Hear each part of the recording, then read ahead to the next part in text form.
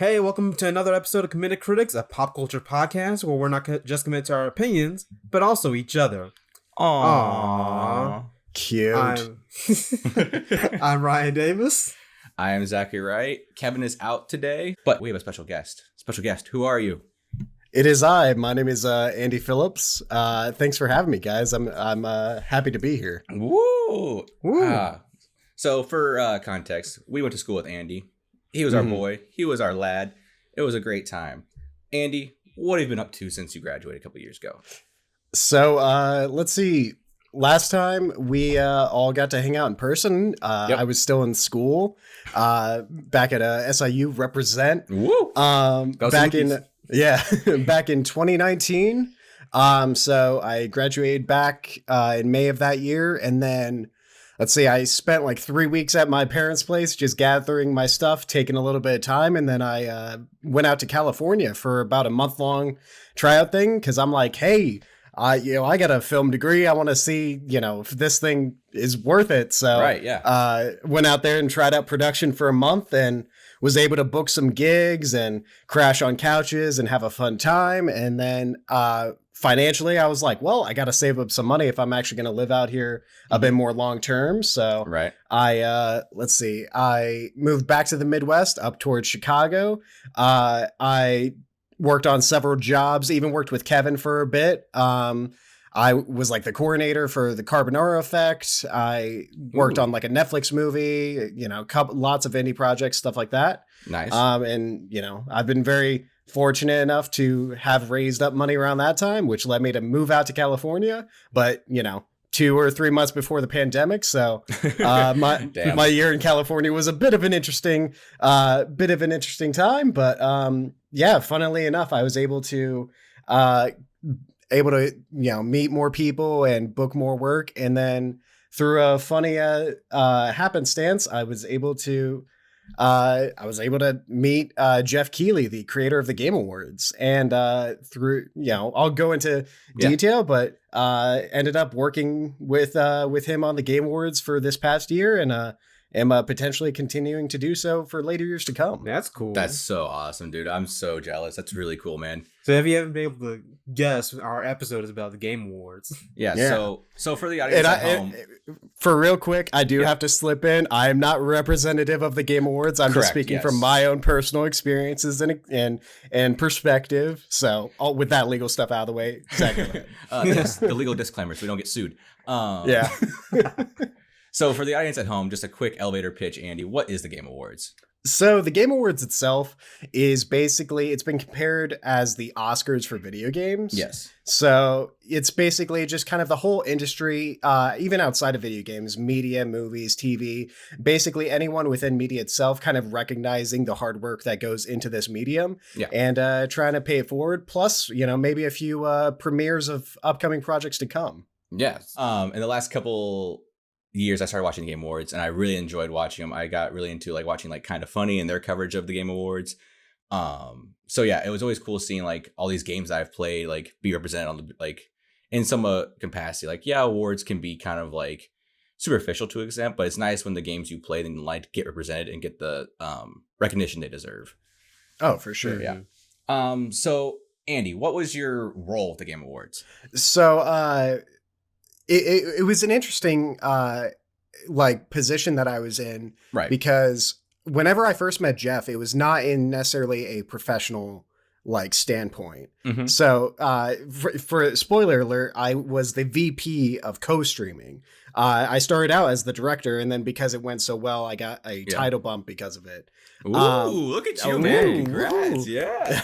But whenever I first met Jeff, it was through mutual friends. Mm-hmm. And so I believe I had followed him on Instagram forever ago, just because I was like, yeah, I know of him.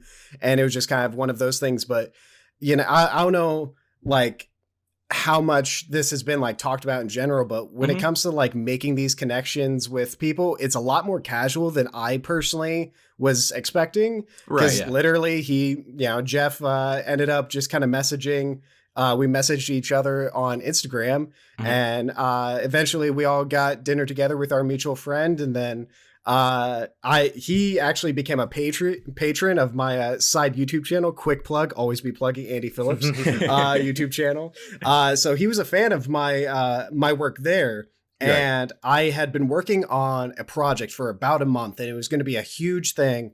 And it may or may not be a third installment of a video that I've done on my channel before, but for one reason that I'll get into much later on, that ended up falling through. But I already had my friend Ryan, who does videography, coming out to California to help film said project. So his ticket was already booked.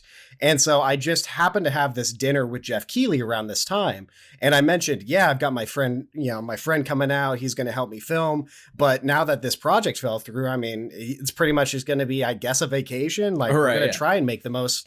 But he's bringing out all this gear and stuff anyway. And Jeff was he's like, hey, if I asked him, I was like, would you be interested in being interviewed for the channel? And him being the, supporter of all things media and everything, he was completely down for it. And he was even kind enough to let us use a space that he had access to. So on my channel, you'll see about a half-hour long interview I did with him. And that's like a space that he provided. We were able to set decorate it and make it into a real legitimate, experience. Right. And, after said interview, he was again very gracious. He's like, hey, I know you're freelance right now. I've been thinking, especially with the pandemic and everything, what are your thoughts on potentially being involved with the Game Awards this year? Like being, maybe me bring you on for a project portion of it. I was like, yeah, I mean, I'm down in any way. Like, I figured it would be something maybe as small as like PAing for, for their production. Right, yeah.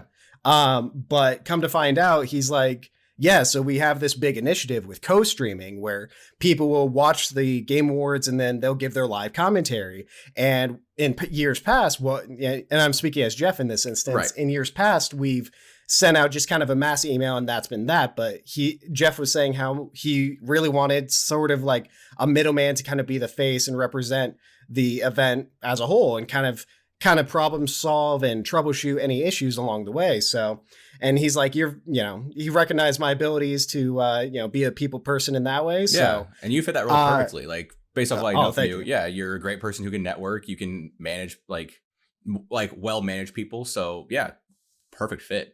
Yeah. Well, and so it just kind of worked out that way where honestly, I had the best experience I could have asked for from it because not only the work itself was remote, so I got to work from home. The pay was exactly what I was looking for. And the actual like networking with all these different co-streamers and everything was a really cool experience because how I was kind of curious when starting out. I'm like, where do we like start with this? Because this is like, Jeff like literally said, this is a position that kind of made for you in mind and everything. So again, very blessed to have it. But I was like, all right, like I'm kind of flying a little bit blind here. Where do I start? And there was basically an Excel sheet of people that had signed up in years past to co-stream before. So that was my basic like starting point, was going through the list, making sure all the information's clear. But then the second aspect was doing outreach. So, I'm a big fan of, say YouTube and Twitch, creators. So if I had someone, sorry to interrupt, Andy. You're good. Can you explain to the audience at home what co-streaming is, just for of the older generation? Yeah. So co-streaming in general is basically, say Xbox or say Sony is doing a live event, but they want people to react to it. It's kind of free publicity in a way, but it does also benefit the creators because they're in the discussion and they're giving active involvement in what's going on within the announcement. So it's basically a way for them to give their own commentary live as the actual event is happening. Right. Okay, cool. Yeah. So let's see. Where did I leave off at? The position was made for you. Yeah. Well, so there was a lot more outreach. So that was a really cool aspect. Is Jeff was very generous with the with the position in terms of, he's like, hey, like you get to make your own schedule. Obviously, I trust you. But I was able to kind of work my own hours in that way, in terms of like, it was very flexible, but I was obviously I think in total we had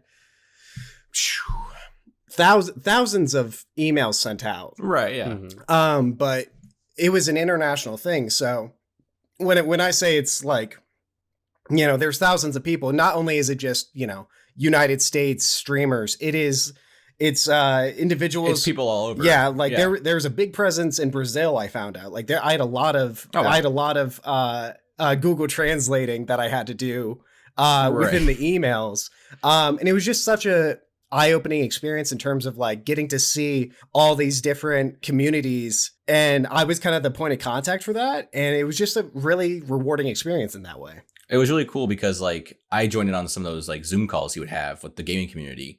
And I joined on one or two of them, and it was really cool seeing like how many like gamers like tuned in like across the world. Like you said, like I think there was someone from Ethiopia and Brazil and even Russia, like a bunch of different countries tuned in to like talk with Jeff Keighley and like get their voices heard for the Game Awards. And that was something really cool and astounding to see. Oh yeah.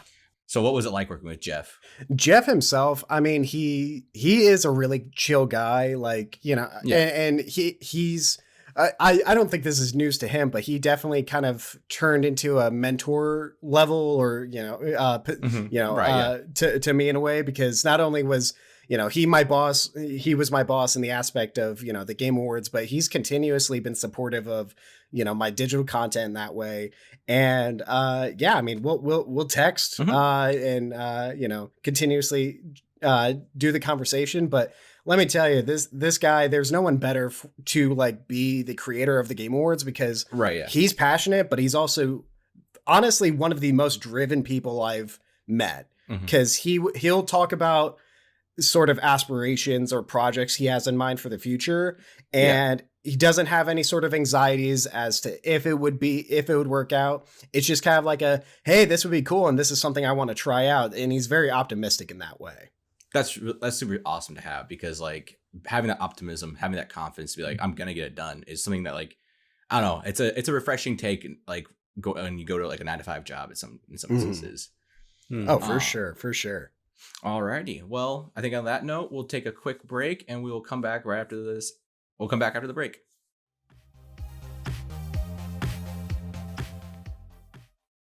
Looking for a spot to advertise your business, product, or service?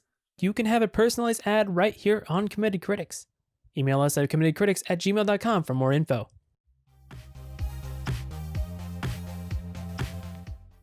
And we're back. So we're going to spend these next couple minutes finishing up the Game Awards talk, and then we'll dive into a little best video game chat, because, you know, Game Awards, best game. So, Andy, what was your favorite part of the experience at the Game Awards?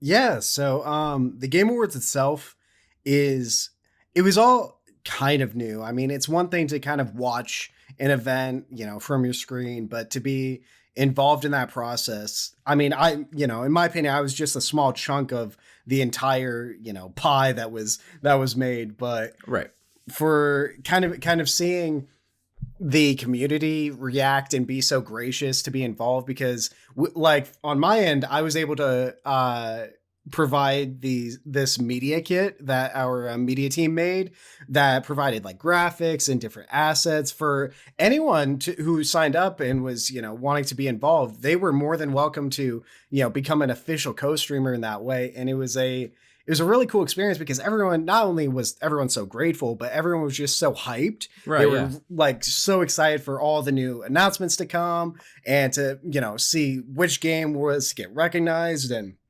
honestly, it was just kind of the fans' reactions that I got the most out of. So yeah. So with being like VP of like co-streaming, like were there any cool like streamers you got to interact with? Like any like not notable people in the community, but like certain people you want to shout out? Any stretch of the imagination?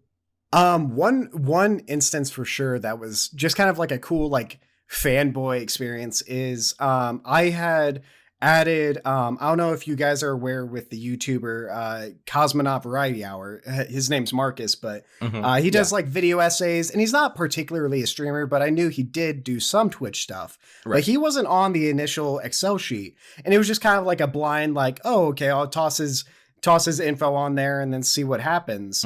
And I hadn't gotten a response, but I wasn't like expecting anything because there's literally thousands of, people that this message was sent out to.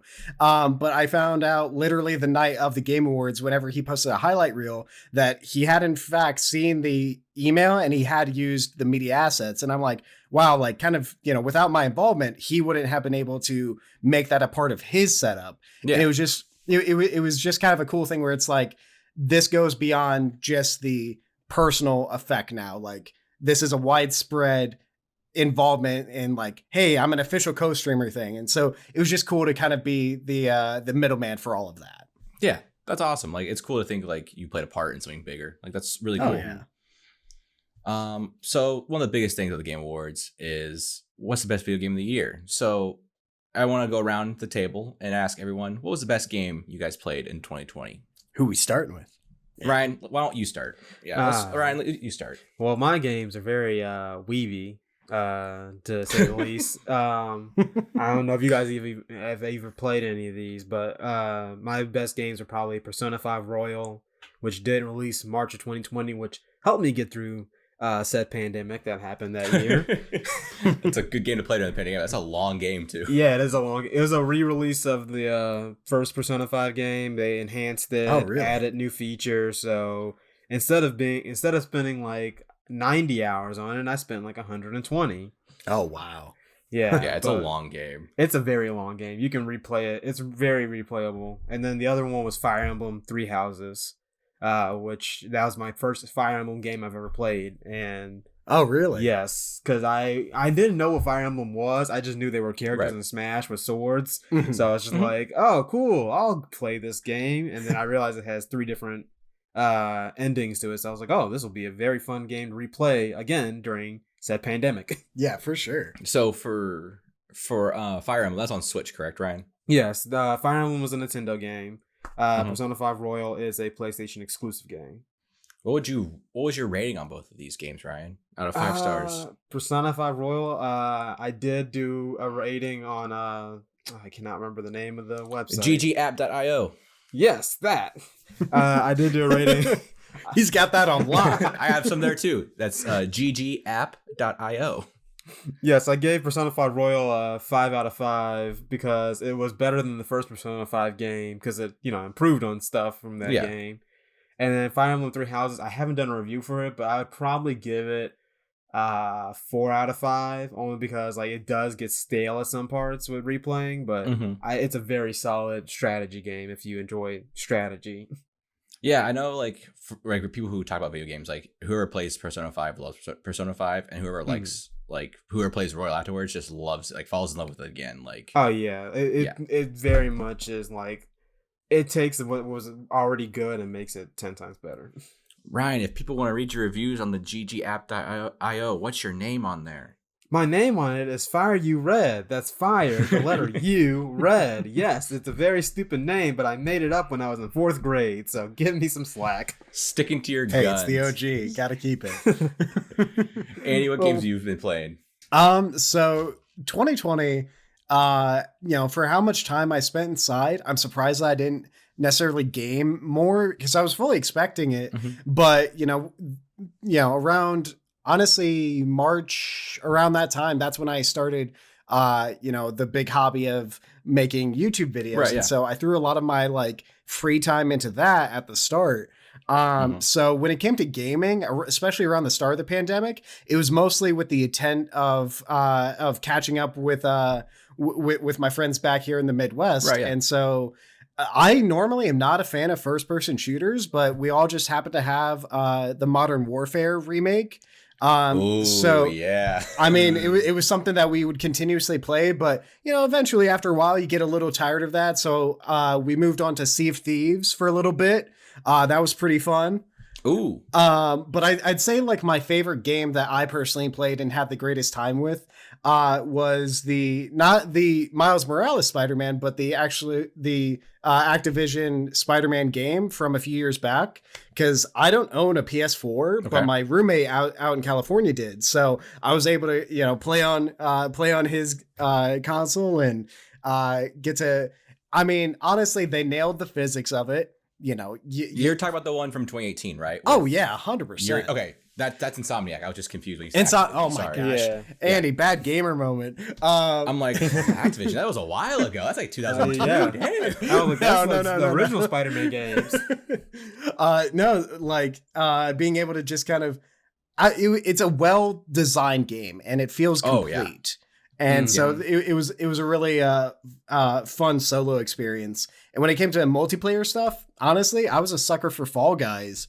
Because it's just I mean, who isn't? Fall Guys? Yeah, it's just a fun, simple time. You can hop on, you can hop off, and same goes for like Rocket League. But that's been in my game library for so long, and that's just kind of a standard like play thing. But I wish I could say like, ooh, I finally finished Red Dead 2, or like, oh, I finally. But like, it's one of those. For a lot of those narrative-driven games, those are the ones that I usually just take my time. Maybe I play like a couple hours here and there, but those are real slow burns for me. Andy, I'm the same way. I have not finished Red Dead at all. I barely moved from it. Bad gamer moment. I have never played a Red Dead game in my life. Really? Yeah, I have not played. I mean, there's only Red Dead. 2, isn't there? Yeah, there's technically like Red Dead Revolver way back when, but no one particularly counts that. But speaking on that note, Zach, what were your favorite games? So I got a couple. So Andy, I did over the summer play a lot of Call of Duty Modern Warfare, especially Warzone. My friends and I love to drop into Warzone. That was so much fun. I've been aching to go back and play some more Warzone. So there was that. My favorite game of 2020 was probably Spider-Man Miles Morales. Heck yeah. It just adds on to what they built in Spider-Man. But like they also there's some things they subtract from to make it feel like different from the first one. One of the main examples is the amount of gadgets. Like in the first Spider-Man with Peter, he has like 8 different gadgets you can choose from to use when you're fighting people. Miles has 4, but he also has his Venom Punch. And so you really know, like you can really do different combos. And it feels like it's Miles's story. And that's what I really enjoyed. And like, it's a little shorter, yeah, but it just was so cohesive and like streamlined. It was great. I would give Miles Morales probably a 4.5 out of 5, just because like I wanted more. Like honestly, nice.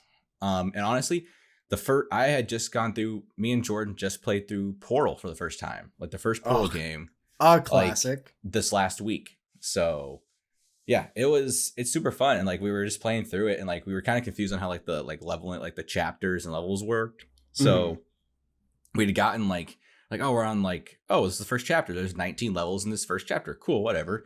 Well, no, like the number 19 was how many chapters there are, and each level was a chapter.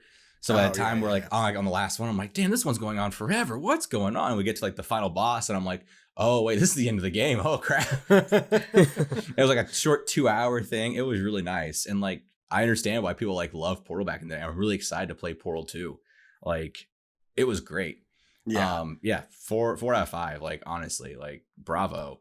And like to think that was made so long ago and it still holds up, because like the one thing I loved, and I pointed out in my review of it on ggapp.io, I think / the verdant arrow, is it gives you just enough. It holds your hand just enough, and then when you have to make your own decisions and like improvise with what you've learned, it really like you feel rewarded. It's like Mr. Miyagi teaching Daniel Russo to like wax on, wax off. The game teaches these fundamental things, and you got to put your knowledge to the test to figure out how to get to the next puzzle. It was very cool. I really like that aspect of it. That's a great comparison, honestly. Yeah. I just got done watching Cobra Kai, and oh my gosh, so good. Makes sense. So good. Did Kevin have any games of the year? He did, yeah. So Kevin, he sarcastically put in all caps Cyberpunk. He said JK. His favorite game he played in that was not a 2020 game was Sunset Overdrive. And I know he and I talked about that a lot. He loves Sunset Overdrive. And I believe it was made by the same people who made Spider-Man, Insomniac Games. Yeah. So he enjoyed that. And the best game he played that was a 2020 game was Hades. And yeah, I played a little bit of Hades. I'm not a big roguelike person, just because I hate the constant repetition. I'm like, okay, I gotta die, I gotta keep going. Like there's sometimes I get in the mood for it, but yeah, I understand the appeal of Hades. It's a really good game. Yeah, my old roommate had actually gotten it around the time of the Game Awards. So I was watching him play through it. And I think he had gotten it since it had been nominated. I had gotten a bit more chatter. And although I haven't gotten to play, I did get to see a lot of gameplay from it. Right, and especially for a top-down game, I'm like not really drawn to those types of game, but it did look like a very kind of like fun and energetic game. So I'm definitely, it's on my like watch/playlist or whatever. It's very simple. And like, I enjoyed that. Like, that's the one thing I like about roguelites is it's very simple. Like, there's not a lot of like strategy involved, like there is to the extent, but like it's just, you can just get in there, go play a couple rounds and then get off. Like, it's really, really good time. But the other game I want to point out was the game of the year of the Game Awards, Last of Us 2. Yeah. Great game, great story. Choices were made in the game. People don't agree with them. Who cares what they think? It was a good game, great story. Whoa. So bold words, Zach. Yeah. You know what? If you didn't like The Last of Us 2, I understand it's your opinion, but it's because of the choices they made. That's the difference here. That's the difference. Yeah.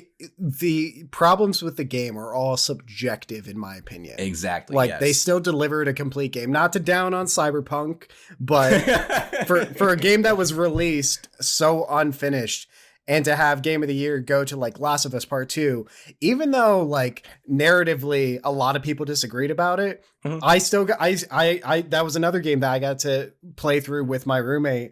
And let me tell you, like the graphics alone, even playing on a PS4, really solid. Exactly. But also just the pacing of it, also really well. Like there were a lot of times I'm not even playing the game and I'm still like really tensed up and on the edge of my seat. So. No, like there was a part where you're walking across a skyscraper. I'm like, God, I do not want to fall off because I do not want to see the animation. What happens if I fall off? Fun fact for me, since Zach put the Red Dead one, I've played the first Last of Us 4 times, and I've gotten to the same part 4 times. And I stopped. He just stops, Andy. He just stops, and I don't know what to do. It bores me. I'm one of the few people who do not like Last of Us because it did not entertain me. Right? No, I played Kingdom Hearts for you. You have to finish Last of Us 1. I'm trying. He's got you there. I've tried 4 times, man. 4 times. The amount of rage I had in the last part of Kingdom Hearts 1. Oh my God. Oh no, that takes me back to when I was like 10 years old and just raging over like over all the final bosses. Andy, I scared Jordan with how mad I was at the last boss of Kingdom Hearts 1. My gosh. Like I was a 10-year-old raging at my TV. It was awful. Yeah, the worst one for me was whenever you would have to go fight Sephiroth in both mainline games. That was the worst. Don't even bring that up. That's pain right there. But that is a story for another time. So Andy, I wanted to thank you for being here. Thank you guys. And joining us today. Where can people find your awesome content? Because I forgot to say this earlier when you were talking about your videos. Your videos are awesome. Everyone should go check out Andy's content on YouTube. Great videos. His interview with Jeff Keighley is immaculate. Oh my God, chef's kiss. Mwah. Yeah, you can find me on basically any social media at I am Andy Phillips. Try and keep it simple and consistent across all the things. Sometimes I'll post TikToks, but you know, your boy may or may not be posting weekly on his YouTube again. So he's got that new PC, he's got that new apartment. Ooh. It's a good time. Yeah, so keep your eyes peeled for plenty of media talk over there. So awesome. Nice. All right, Ryan, you want to take us out? Yes, this has been Committed Critics. You can follow us on Twitter at Committed Crits. You can also follow us on Instagram, also at Committed Crits. And you can also follow us on YouTube at Committed Critics. It's all COMMITTED, I think. Did I spell that right? And then the crits at the end, CRIT. Yes. S? I can't spell. Yes, look, we didn't major in English. We majored in radio and television. That's a whole different thing. That's 100% true. Thank you for joining us, Andy. And thank you guys. See you guys next time. Bye-bye. Toodles.